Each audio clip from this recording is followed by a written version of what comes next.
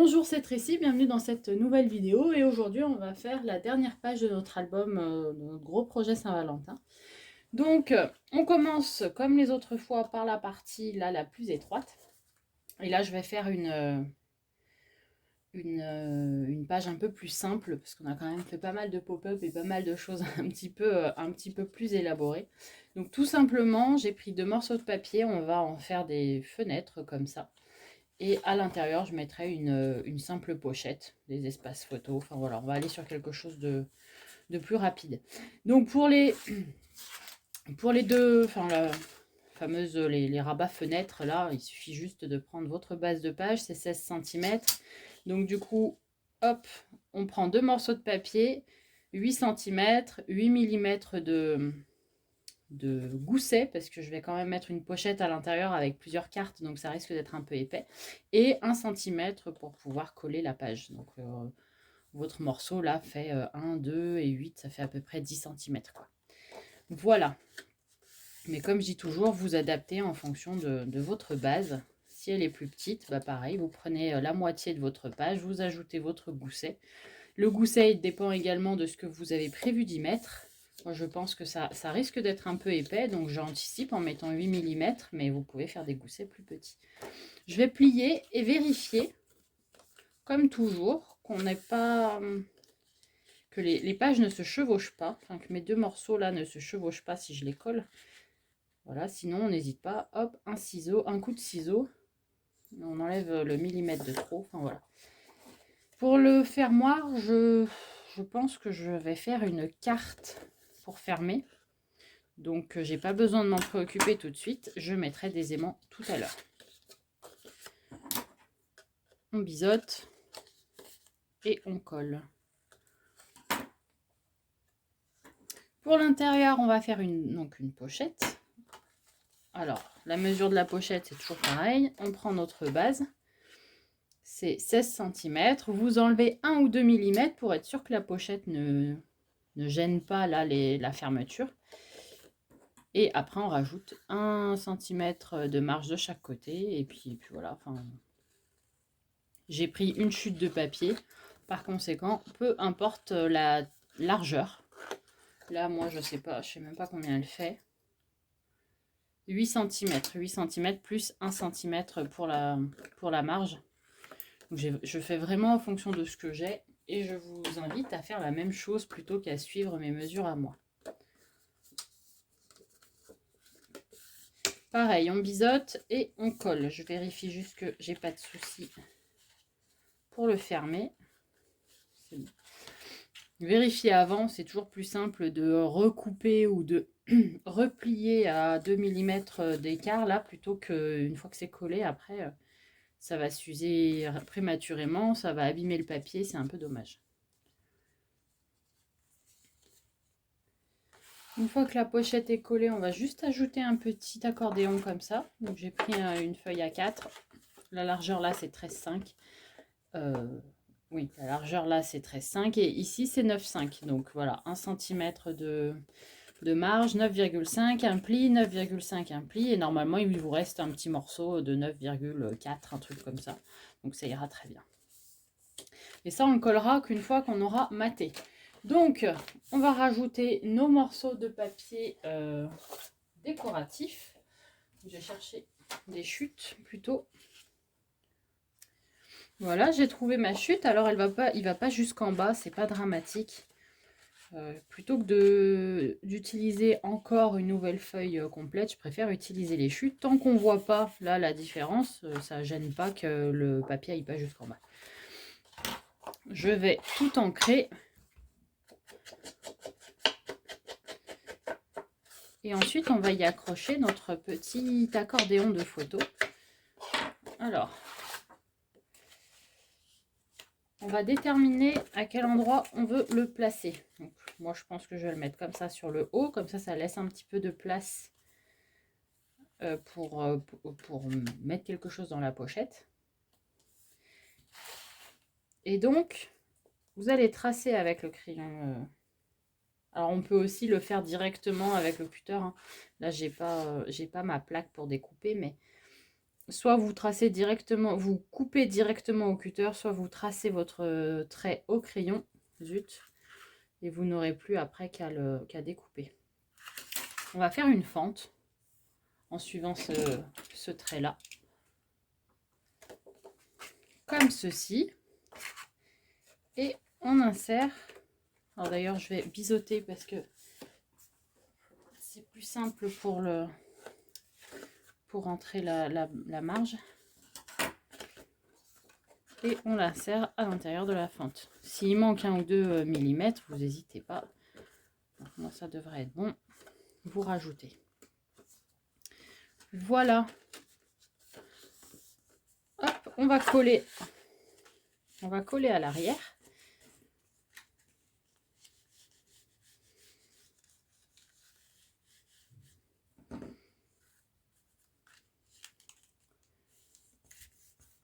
Et j'y rajoute juste un coup de scotch parce que ça sécurise bien tout ça.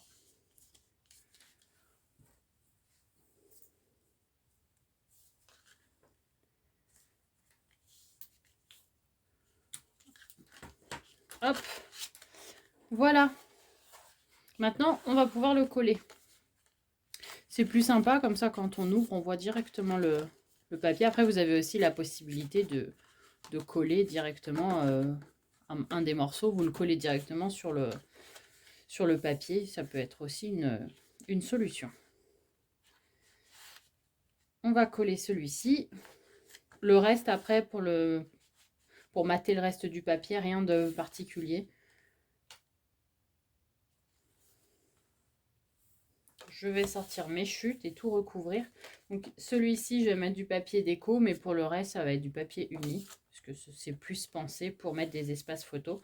C'est pour ça d'ailleurs qu'il fait 13,5 par 9,5, comme ça le gabarit c'est 9 par 13 et ça tient parfaitement. Donc, tout est maté, voilà, j'ai juste pris mes chutes et j'ai rajouté une petite carte comme ça avec une autre chute de papier.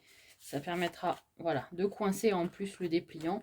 Et je suis sûre que tout tient bien. Maintenant, on va faire la le fermoir en fait. Donc, on va utiliser une des cartes là de notre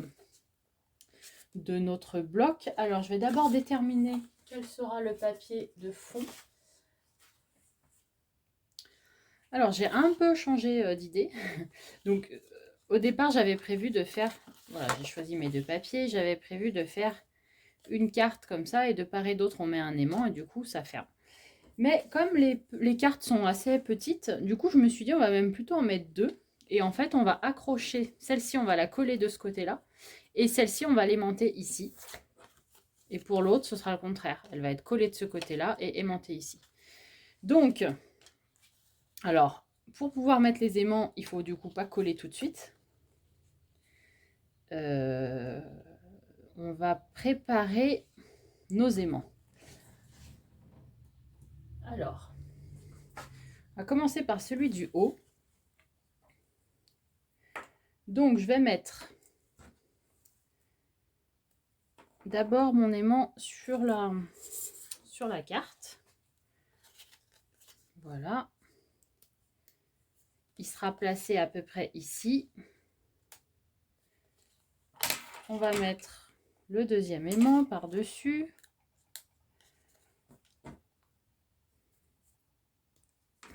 Et un deuxième morceau d'adhésif. Comme ceci. Voilà. Donc on se repositionne à peu près, alors pareil, hein, je vais peut-être d'ailleurs prendre la règle. On se fait une petite marque pour être sûr à 3 cm à chaque fois du bord, voilà, comme ça, approximatif, ça devrait être à peu près droit. Voilà, vous vous placez de manière à ce que ce soit centré. On colle. On colle, on fait en sorte que l'adhésif adhère. On a notre première carte. Maintenant, on va faire la même chose avec l'autre. Donc cette fois-ci, j'ai perdu ma marque, elle est là. Cette fois-ci, on a dit on la colle de l'autre côté. Enfin, on va l'accrocher de l'autre côté. Donc, on va mettre notre aimant de l'autre côté.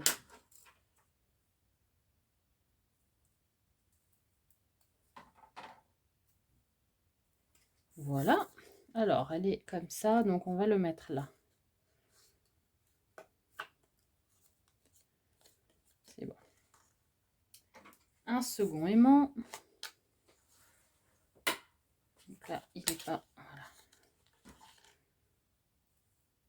À nouveau, un morceau d'adhésif. Et de la même manière que précédemment, on se positionne au bon endroit, on essaye de centrer. Alors de le centrer aussi par rapport à l'autre. Comme je vous le disais, vous pouvez prendre votre règle, vous faites vos tracés pour faire en sorte que ce soit bien droit. Ah bah, ça va moins fonctionner si je le... Vous faites en sorte avec les traits que ce soit bien droit, et c'est aussi... Je le fais un petit peu comme ça à l'œil, mais il est possible de faire en sorte que ce soit beaucoup plus précis.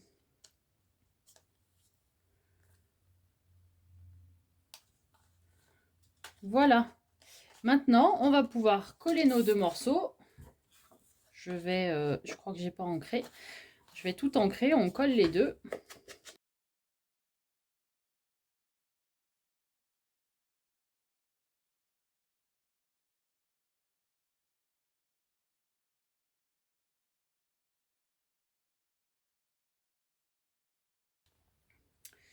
Et donc, maintenant, on va coller nos deux...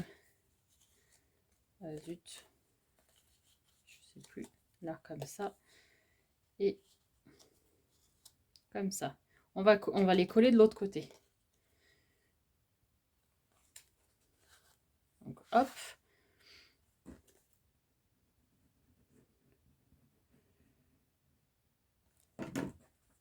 Tout simplement.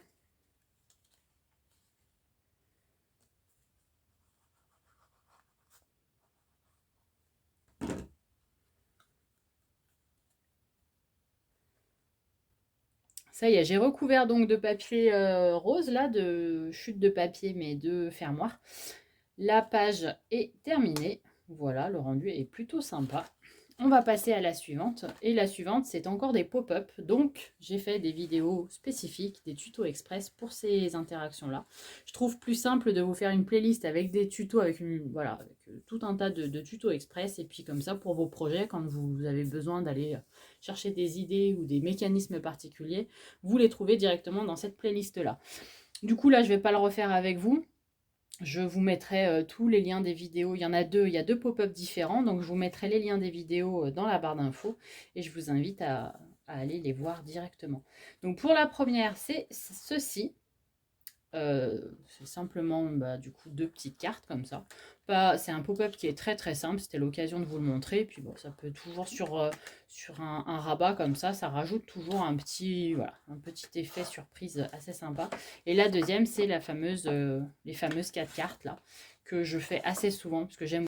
Là, en plus, j'ai choisi de faire un format assez grand. Donc, je vous explique à chaque fois, autant que possible en tout cas, comment adapter votre pop-up à votre album. Donc ici, j'ai pu faire un assez grand format parce que mon rabat est très grand. Je vais finir de mater tout ça et ce qu'on va faire plutôt ensemble, c'est la partie fermoir. Donc, j'avais anticipé le fermoir, ça aussi, tout est expliqué dans les deux autres vidéos. Ça commence d'ailleurs avec celle-ci. Et je vous recommande de commencer par celle-ci puisque c'est le rabat du bas. Et ensuite de faire celle-ci qui est la petite interaction sur le rabat. Et donc, je vous explique comment j'ai simplement mis deux morceaux de papier avant de mater. Avant de mater ici, j'ai mis deux petits morceaux avec un soufflet à chaque fois. Il y a une marge, un soufflet et la partie là qu'on va accrocher ici. Cette fois-ci, alors il y a plein de techniques. Vous pouvez utiliser les fameux œillets. On met deux œillets et on ferme avec un fil, un lacet, ce que vous voulez.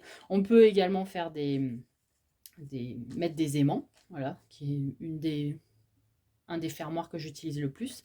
Et enfin, on peut utiliser, il y a sans doute plein d'autres techniques, hein. Moi, c'est celle auxquelles j'ai pensé, mais je vous propose aujourd'hui d'utiliser des petites flippettes. Voilà. Alors, je les ai achetées, je sais plus où, je sais plus si je les ai trouvées sur Vinted ou si elles viennent d'Amazon, ou j'en sais, honnêtement, je sais plus du tout. Mais pendant un temps, quand je n'en avais pas, je les fabriquais. Donc n'hésitez pas, vous prenez un morceau, une chute de papier, vous la coupez de la taille que vous voulez, et puis après, bah, on encre de partout et vous avez une flippette en 2 temps, 3 mouvements. Il faut simplement faire le petit trou à l'aide d'un pic, et puis vous avez ce qu'il faut. Il n'y a pas besoin nécessairement, on peut trouver des systèmes D, il n'y a pas besoin forcément de toujours tout acheter. Pour intégrer les flippettes, on va avoir besoin également de deux attaches parisiennes. Donc j'ai choisi mon papier, je prépare mon papier. Hop, et on va installer nos deux fermoirs là.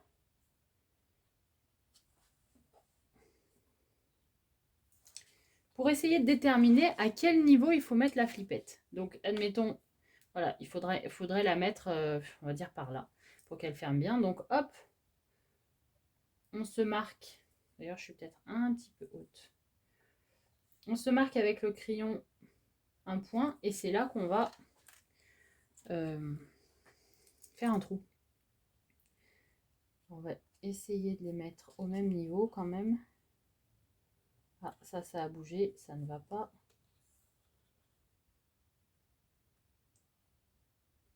C'est pour ça qu'il faut, voilà, il faut anticiper et se positionner vraiment comme si le papier était collé, quoi. Parce que sinon, vous n'allez pas être droit.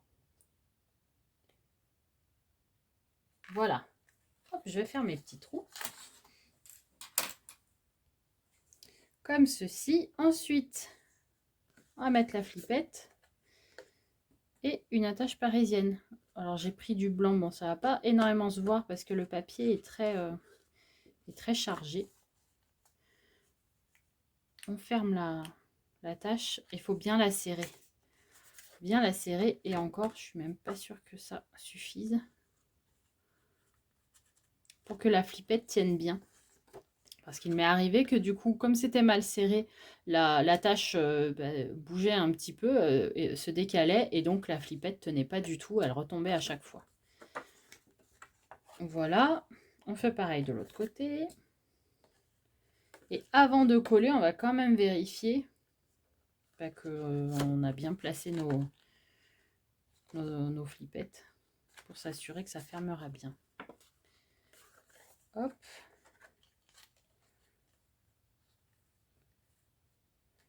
Là, on est bon. Et là, on est peut-être un petit peu loin. Non, c'est bon. Voilà. Ça fermera parfaitement. Voilà. Donc, on va finir d'accrocher. Je vais mettre un petit peu d'adhésif dessus, enfin, sur les pattes de l'attache.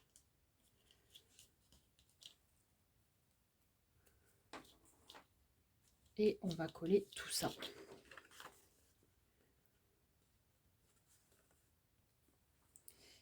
Voilà, terminé. J'ai tout recouvert, tout maté de papier. Alors, je suis restée cette fois-ci sur de l'uni parce qu'on a déjà quand même pas mal de papier décoratif et assez chargé.